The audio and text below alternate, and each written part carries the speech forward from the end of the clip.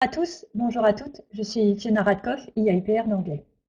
L'objectif de cette courte vidéo est de répondre à une question posée par une enseignante récemment qui souhaitait savoir comment utiliser la grille de points score au niveau des évaluations du baccalauréat.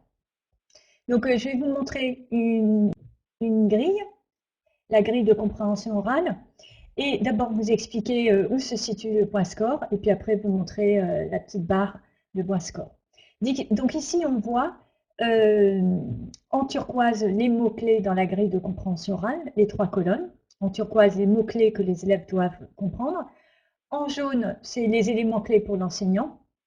Et en mauve j'ai rajouté des extraits de ce que l'élève avait compris dans une copie, voilà, de bac blanc. Et donc on voit ici clairement que l'élève, sur la colonne de gauche, avec le pointeur, on voit qu'il y a des éléments ici qui relèvent du niveau B1, vous voyez, mais surtout il a le niveau A2, A2+, avec 5 points score.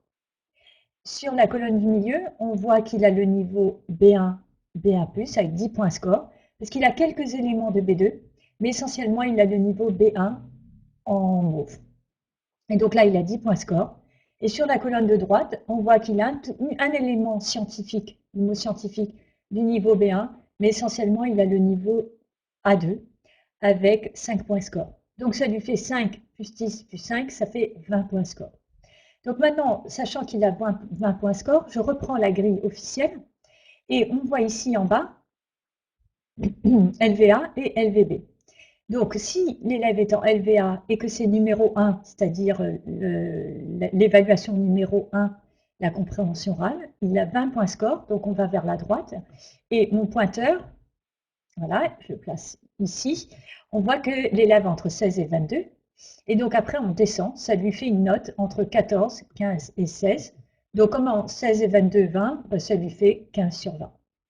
Imaginons la même copie dans le cadre de l'EC3, donc tout à fait ici à gauche, LVA EC3, il y a 20 points score, et bien en fait il se situe ici, entre 16 et 20. Et comme il a 20, et bien en fait ça lui vaut 10 sur 20.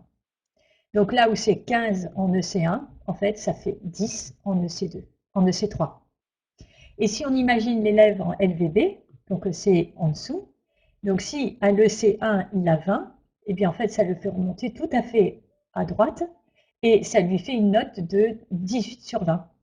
Et si il est en EC3, et bien ça lui fait une note de, on regarde, de 15 sur 20. Voilà, donc c'est la fin de cette présentation. Je vous mettrai dans les commentaires sous la vidéo le lien vers le webinaire sur la compréhension orale et la compréhension écrite. Je vous souhaite à tous et à toutes une excellente continuation. Au revoir.